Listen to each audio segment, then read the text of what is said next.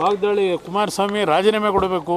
100 ಕೋಟಿ ರೂಪಾಯಿ ಹಾಂ, ಪ್ರಾಪರ್ಟಿನ ಯಾವ್ದು ಪ್ರಾಪರ್ಟಿ ಅದು?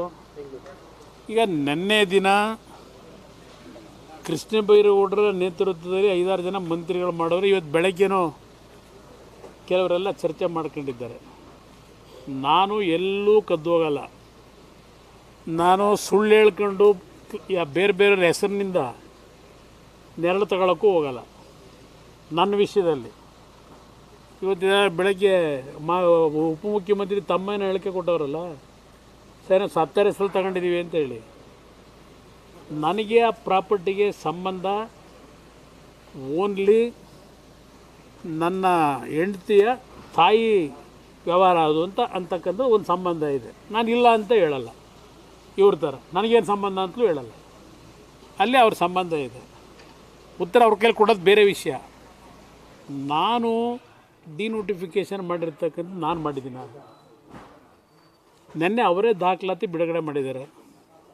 ನಾನೇನೋ ಕೃಷ್ಣ ಬೈರೇಗೌಡ ಫಾರಿನ್ನಲ್ಲೆಲ್ಲ ಓದ್ಕೊಂಡು ಭಾಳ ದೊಡ್ಡ ಮೇಧಾವಿ ಅಂತ ತಿಳ್ಕೊಂಡಿದ್ದೆ. ನಾವು ಅದರಲ್ಲೆಲ್ಲೋ ಹರದನಹಳ್ಳಿಲಿ ಸರ್ಕಾರಿ ಶಾಲೆಯಲ್ಲಿ ಓದ್ಕೊಂಬಂದಿರೋ ಕನ್ನಡ ಮೀಡಿಯಮಲ್ಲಿ ಈ ಪಾಠ ಹೇಳ್ಸ್ಕೊಂಬಂದವು ನಾವು. ಕೃಷ್ಣ ಬೈರೇಗೌಡರಂಥ ವ್ಯಕ್ತಿ ನಿನ್ನೆ ದಿನ 4-5 ಜನ ಮಂತ್ರಿಗಳು ಕೂರಿಸ್ಕೊಂಡು ಈ ಹೇಳಿಕೆ ಕೊಡಿಸೋರಲ್ಲ. 2015ರಲ್ಲಿ ಜಯಕುಮಾರ್ ಪಾಟೀಲ್ ಅಂತಕ್ಕಂಥವ್ರ ಮುಖಾಂತರ ಇದೇ ಸಿದ್ದರಾಮಯ್ಯನ ಪಟಾಲಂಗಳು ನನ್ನ ವಿರುದ್ಧ ಕೇಸ್ ಹಾಕ್ಸಿದ್ದು. ಅದರಲ್ಲಿ A1 ಯಡಿಯೂರಪ್ಪನವ್ರನ್ನ ಮಾಡಿದ್ದಾರೆ, A2 ನನ್ನ ಮಾಡಿದ್ದಾರೆ.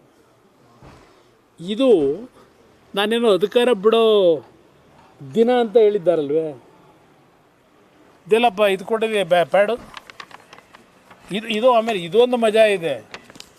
ನಿಮಗೆಲ್ಲ ಸಿಕ್ಕಿರ್ಬೇಕೇನೋ ಇದು. ಕೃಷ್ಣ ಬೈರೇಗೌಡರಿಗೆ ನಾನು ಹೆಬ್ಬೆಟ್ಟು ಅಂತ ಗೊತ್ತಿರಲಿಲ್ಲ. ಕೃಷ್ಣ ಬೈರೇಗೌಡರನ್ನ ಪಾಪ ಫಾರಿನ್ ರಿಟರ್ನ್ ಅಂತ ತಿಳ್ಕೊಂಡಿದ್ದೆ. ಇದೇನಿದು? BSY ಮತ್ತು HDK ಜಂಟಿ ಡಿನೋಟಿಫಿಕೇಷನ್ ಹಗರಣ, ಲೋಕಾಯುಕ್ತ ಸಂಸ್ಥೆಯ ವಿಳಂಬದ ಕುರಿತು ಟಿಪ್ಪಣಿ. ಯಾರು ಟಿಪ್ಪಣಿ ಬರ್ಕೊಟ್ಟರು ಇವರಿಗೆ? ಈ 4 ಜನ ನೆನ್ನೆ ಮಂತ್ರಿಗಳಿಗೆ ಇದನ್ನು. This note contains 3 things. Who can address what, the chronology of the scam, specific issues, question that can be raised. ನಿಮ್ಗಳ ಮುಂದೆ ಇದು ಯಾರು ಬರ್ಕೊಟ್ಟವರು ಇವರಿಗೆ? ಕೃಷ್ಣ ಬೈರೇಗೌಡಂಗೆ ಇದೆಲ್ಲ ಇದೆ. ಇದನ್ನು ಅವರೆಲ್ಲ ಟಿಪ್ಪಣಿ ಇದು ಇಟ್ಕೊಂಡು ನೆನ್ನೆ ಪ್ರೆಸ್ ಮೀಟ್ ಯಾವನೋ ಬರ್ಕೊಟ್ಟವನೇ ಅದು ಇಟ್ಕೊಂಡು ನೆನ್ನೆ ನೀವು ಪ್ರೆಸ್ ಮುಂದೆ ಏನೋ ಭಾಳ ದೊಡ್ಡ ಕುಮಾರಸ್ವಾಮಿದು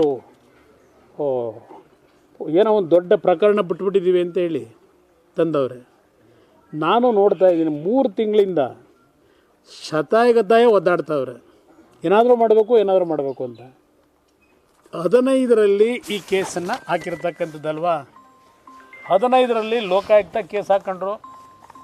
15ರಿಂದ 17ರವರೆಗೆ ಸಿದ್ದರಾಮಯ್ಯನವರೇ ಮುಖ್ಯಮಂತ್ರಿ. ಏನು ಕಡ್ಕೊಂಡು ಕೂತಿದ್ರು? 4 ವರ್ಷ ತನಿಖೆ ಮಾಡಿದೆ, ತನಿಖೆಯೆಲ್ಲ ಆಗಿದೆ. ಇದರಲ್ಲಿ ಯಾರ್ಯಾರು ಏನೇನು ಪಾತ್ರ ಕಳೆದ 6 ತಿಂಗಳಿಂದ ಏನೇನು ನಡೆಸ್ಕೊಂಬಂದರು. ನಾವು ಯಾವಾಗ ನಿಮ್ಮ CSR ಫಂಡು ನಿಮಗೆ ಇವೆಲ್ಲ ಶುರು ಮಾಡಿದ್ವಲ್ಲ, ಇವ್ರದ್ದು ಟ್ರಾನ್ಸ್ಫರ್ಗಳದು, ಕುಮಾರಸ್ವಾಮಿನ ಯಾವ ರೀತಿ ಹಿಡಿಬೇಕು ಅಂತ ಹೇಳಿ ಪಾಪ ಎಷ್ಟೆಷ್ಟು ಮೀಟಿಂಗ್ ಮಾಡಿದ್ದೀರಿ. ಅವನು ಯಾವನ ಸುಬ್ರಹ್ಮಣ್ಯೇಶ್ವರ ರಾವ್ ಅಲ್ವೇ, ಹೆಸರನ್ನೇ ಹೇಳ್ತೀನಿ. ನಮ್ಮ ರಾಮನಗರದಲ್ಲಿ 25 ಕೋಟಿ ದರೋಡೆ ಆಗಿದ್ದು ಇವತ್ತವರೆಗೂ ₹1 ವಾಪಸ್ ತರಲಿಲ್ಲ. ಆ ನಗರಾಭಿವೃದ್ಧಿ ನಮ್ಮ ಇದರಲ್ಲಿ ನಗರಾಭಿವೃದ್ಧಿ ಪ್ರಾಧಿಕಾರದ್ದು 25 ಕೋಟಿ ಲೂಟಿಯಾಗಿ ಇವತ್ತಿನವರೆಗೂ ದುಡ್ಡು ಬರಲಿಲ್ಲ. CBI ತನಿಖೆಗೂ ಕೊಟ್ಟಿದ್ದರು. ಅದ್ರ ಬಗ್ಗೆ ನಾನು ಅಟ್ಯಾಕ್ ಮಾಡಿ CBI ತನಿಖೆನೆಲ್ಲೂ ಮುಚ್ಚಾಕೊಂಡ್ರು. ಅದರ ಮೇಲೆ ಅವ್ರನ್ನ CBIಯಿಂದ ಓಡಿಸಿದ್ರು. ಈಗ ಇವರು ಅದ್ಯಾವುದೋ ಒಂದು 2 ಅಧಿಕಾರಿ ಇಟ್ಕೊಂಡ್ಬಿಟ್ಟು ಕುಮಾರಸ್ವಾಮಿನ ಫಿಕ್ಸ್ ಮಾಡಿಬಿಡ್ತೀವಿ ಸರ್, ನಮಗೆ ಕೊಡಿ ಸರ್, ನಮಗೆ ಅದೇ ಅಂಥದ್ದು ಸಾಯಿ ವೆಂಕಟೇಶ್ವರ ಒಂದು ಇಟ್ಕೊಂಡು ಓಡಾಡ್ತಾವ್ರಲ್ಲ, ಅದೇ ಥರ ಇದು ಇಟ್ಕೊಂಡವ್ರಲ್ವೇ. ಇದು ನೆನ್ನೆ ಅವರೇ ಬಿಡುಗಡೆ ಮಾಡಿರೋದು ಈ ಡಾಕ್ಯುಮೆಂಟು. ಇದರಲ್ಲಿ ಏನಿದೆಯಣ್ಣ? ಇದರಲ್ಲಿ ಕಡತವನ್ನು ಅವಗಾಯಿಸಲಾಯಿತು. ಒಮ್ಮೆ ಪ್ಯಾರಾ ನಂಬರ್ 10 ಒಮ್ಮೆ ಭೂಸ್ವಾಧೀನ ಪ್ರಕ್ರಿಯೆಗೆ ಒಳಪಟ್ಟ ಜಮೀನನ್ನು ವಾಸ್ತವಿಕವಾಗಿ ಸ್ವಾಧೀನಕ್ಕೆ ಪಡೆಯಲಾಗಿದೆಯೇ ಅಥವಾ ದಾಖಲೆಗಳಲ್ಲಿ ಮಾತ್ರ ಸ್ವಾಧೀನಕ್ಕೆ ಪಡೆಯಲಾಗಿದೆಯೇ ಎಂಬ ಬಗ್ಗೆ ಕೆಳಕಂಡ ನ್ಯಾಯಾಲಯಗಳ ಆದೇಶದಲ್ಲಿ ವಿಶದವಾಗಿ ಚರ್ಚಿಸಲಾಗಿದೆ. ನ್ಯಾಯಾಲಯಗಳ ಆದೇಶದ ಪ್ರತಿಗಳನ್ನು ಕಡತದಲ್ಲಿ ಇರಿಸಲಾಗಿದೆ. 3 ನ್ಯಾಯಾಲಯದ ತೀರ್ಪುಗಳಿದೆ. 1975ರಿಂದಲೂ ನಡೆದಿದೆ ಇದು. ಆಮೇಲೆ ನನ್ನ ಮುಂದೆ ಇದು ಬಂದಾಗ ನಾನು ಫೈಲಲ್ಲಿ ಕಡತದಲ್ಲಿ ಬರೆದಿರೋದು, ಆ ಫೈಲ್ ನಂಬರ್ಗಳ ಇದರಲ್ಲೇ ಬರೆದಿರೋದು ಕಡತದಲ್ಲಿ ಪ್ಯಾರಾದಲ್ಲಿ.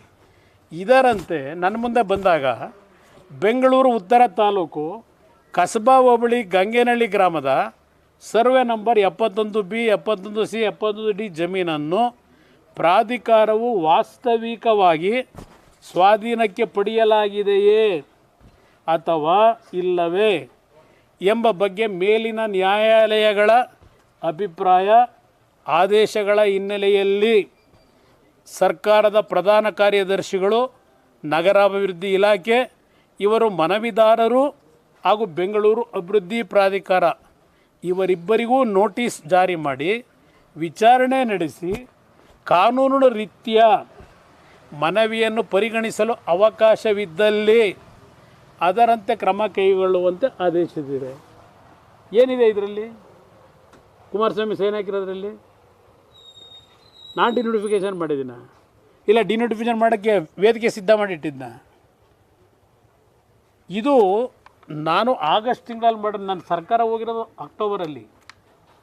ಇದು ತರಾತುರಿಲಿ ರಾಜೀನಾಮೆ ಕೂಡ ದಿವ್ಸ ಮಾಡವ್ರೆ ಅಂತೇನು ಹೇಳ್ಕೊಂಡವೆ. ಅದ್ಯಾರೋ ಸತ್ತರ ಹೆಸರಿನಲ್ಲಿ ಡಿನೋಟಿಫಿಕೇಷನ್ ಅಂತ ಇವತ್ತದೇನು ಹೇಳೋರು, ಅದು ಅವ್ರ ಕೆಲಸ. ಬೆನಗಾನಹಳ್ಳಿ ಕೇಸಲ್ಲಿ ಇದೇ ಯಡಿಯೂರಪ್ಪನವ್ರ ಹತ್ರ ಇದೇ ನಿಮ್ಮ ಡಿ ಕೆ ಶಿವಕುಮಾರು ಶ್ರೀನಿವಾಸ ಅಂತ ಸತ್ತೋಗಿದ್ದಾರಲ್ಲ, ಅವ್ರ ಜಮೀನನ್ನ ಹೆಬ್ಬೆಟ್ಟು ಯಾರ ಕೈಲಿ ಒತ್ತಿಸ್ಕೊಂಡ್ರು. ಬೆನಗಾನಹಳ್ಳಿ ಕೇಸ್ ಇತ್ತಲ್ಲ ಕೋರ್ಟ್ಗಳಲ್ಲಿ, ಅದನ್ನು ರಾಜಿ ಮಾಡ್ಕೊಳ್ಳೋದಕ್ಕೆ ಯಾರ್ಯಾರಿಗೆ ಎಷ್ಟೆಷ್ಟು ದುಡ್ಡು ಕೊಟ್ಟರು. ಆ ರಾಜಿ ಮಾಡೋಕ್ಕೆ ನನ್ನ ಹತ್ರಲ್ಲೇ ಹಿಂದೆ ಇದ್ದಲ್ಲ ಒಂದು 4-5 ಜನ ಮಂತ್ರಿಗಳ ಕೆಲಸ ಮಾಡಿದಾರೆ ನನ್ನ ಜೊತೆಗೆ. ಅವರ ಕೇಸ್ ಹಾಕ್ದಾರನ್ನ ಕರೆದು ಏನೇನು ಪಂಚಾಯಿತಿ ಮಾಡಿದರು ಗೊತ್ತಿದೆ ಡಿ ಕೆ ಸುರೇಶ್ಗೆ. ಯಾವುದದು ಬೆನಗನಹಳ್ಳಿ ಪ್ರಾಪರ್ಟಿ. ನಾನು ಅಂಥ ಹಲ್ಕ ಕೆಲಸ ಮಾಡಿಲ್ಲ, ಸಿದ್ದರಾಮಯ್ಯ ಮಾಡ್ದಂಗೆ ಮಾಡಿಲ್ಲ. ಇಲ್ಲಿ ಸಿದ್ದರಾಮಯ್ಯನವ್ರದಕ್ಕೂ ನನಗೂ ವ್ಯತ್ಯಾಸ ಇದೆ. 14 ಸೈಟ್ ಹೇಳ್ಬೇಕು ಅನ್ನೋದಾದರೆ ಸಿದ್ದರಾಮಯ್ಯನವ್ರದ್ದು ಇದರಲ್ಲಿ ಇಶ್ಯೂನಲ್ಲಿ ಯಾವ ನಿಮ್ಮ ಮೂಡಾದವರು ಅಕ್ವೈರ್ ಮಾಡ್ಕೊಂಡಿದ್ರು ಆ ಪ್ರಾಪರ್ಟಿ ಮೂಡ ಪ್ರಾಪರ್ಟಿ, ಅದನ್ನು ಇವ್ರು ಹೋಗ್ಬಿಟ್ಟು 14 ಸೈಟ್ ತಗೊಂಡು ಸುಳ್ಳು ದಾಖಲೆಗಳು ಸೃಷ್ಟಿ ಮಾಡ್ಕೊಂಡು, ಇದರಲ್ಲಿ ನಂದೇನಿದೆ ಪಾತ್ರ? ಇದರಲ್ಲಿ ಏನೇನೋ ಮಾಡಿಬಿಟ್ಟಿದೆ ಅಂತೇಳಿ ಅಯ್ಯೋ ಲೋಕಾಯುಕ್ತವ್ರೆ ರಕ್ಷಣೆ ಕೊಟ್ಬಿಟ್ರೆ ಹೇಗೆ? ಯಾವ ಲೋಕಾಯುಕ್ತ ರಕ್ಷಣೆ ಕೊಟ್ಟವ್ರೆ? ನಾನು 18ರಲ್ಲಿ ಮುಖ್ಯಮಂತ್ರಿ ಇದ್ನಲ್ಲ, 14 ತಿಂಗಳು ನಾನೇ ಎಲ್ಲ ಕ್ಲೋಸ್ ಮಾಡ್ಕೊಳಕ್ಕೆ ಆಯ್ತಿರ್ಲಿಲ್ಲ. ಇವ್ರಂಗೆ ಯಾವುದೋ ACB ಮಾಡ್ಕೊಂಡು 50-60 ಕೇಸ್ಗಳು ಕ್ಲೋಸ್ ಮಾಡ್ಕೊಳ್ಳಿಲ್ವ? ಮಿಸ್ಟರ್ ಕೃಷ್ಣ ಬೈರೇಗೌಡ, ಒಂದು ಮಾತು ಹೇಳ್ತೀನಿ, ಯಾರನ್ನೋ ಬೆಚ್ಚಿಸ್ಕೊಳ್ಳಿಕ್ಕೆ ಇವೆಲ್ಲ ಇಟ್ಕೊಂಡು ನನ್ನೇನು ಅಲ್ಲಾಡ್ಸೋಕ್ಕಾಗಲ್ಲ. ಇನ್ಯಾವ ಸಣ್ಣ ಪುಟ್ಟ ಪುಡಿ ಇದಕ್ಕೆಲ್ಲ ನಾನು ಚರ್ಚೆ ಮಾಡೋಕ್ಕೆ ಹೋಗಲ್ಲ. ಏನೇನು ಮಾಡಿದಿರಿ ಕಂದಾಯ ಇಲಾಖೆಯಲ್ಲಿ ಹೊರಗಡೆ ಬರ್ತವೆ. ಏನು ಮಹಾ ಹರಿಶ್ಚಂದ್ರ ಪ್ರಾಮಾಣಿಕ, ಇದ್ಯಾವುದನ್ನೋ ಇಟ್ಕೊಂಡು ಸಾತ್ತಿರೋದು ಇದು. ಇದನ್ನು ಹಿಡ್ಕೊಂಡು ಆಟ ಆಡೋಕೆ ಹೊರಟಿದ್ದೀರಲ್ವ, ಮಾಡಿ. ಇದು ಯಾವ ತನಿಖೆ ಮಾಡ್ತೀರೋ ಮಾಡ್ಕೊಳ್ಳಿ. ಗ್ಯಾರಂಟಿ ನ್ಯೂಸ್, ಸುದ್ದಿ ಖಚಿತ, ನ್ಯಾಯ ನಿಶ್ಚಿತ.